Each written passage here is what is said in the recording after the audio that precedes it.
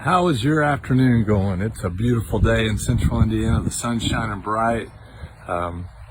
Life is really good. I hope you're enjoying it to the fullest and able to see the beauty in those around you and the things around you as well.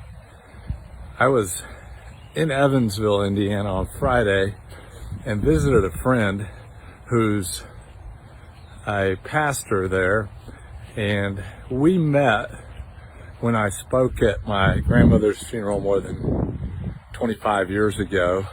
I was compelled to tell my family members to knock it off.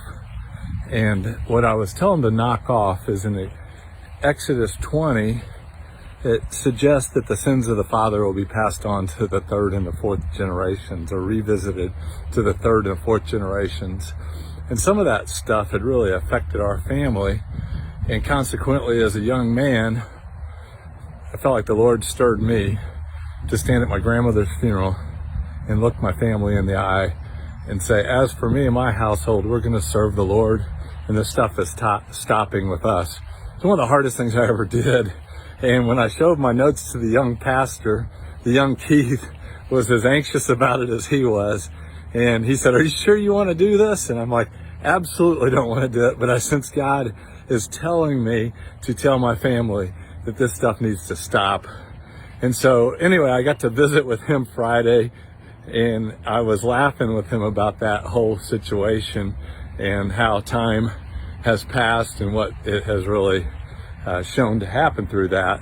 And he goes, Keith, that there's more to that story than the third and the fourth generation.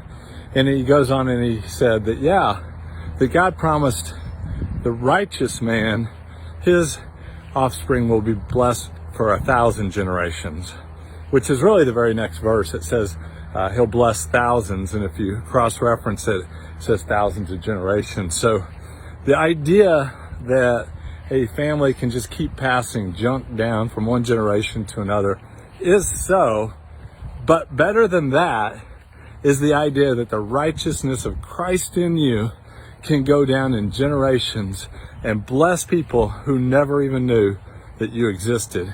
What a cool thing is that? For me to just walk in my righteousness, to love God, express the love of Christ through just my very being, ultimately is going to find its way down my bloodline to people who never know me or may never know me. But the gift that I can give them is by paying it forward to walk in the righteousness God's given me.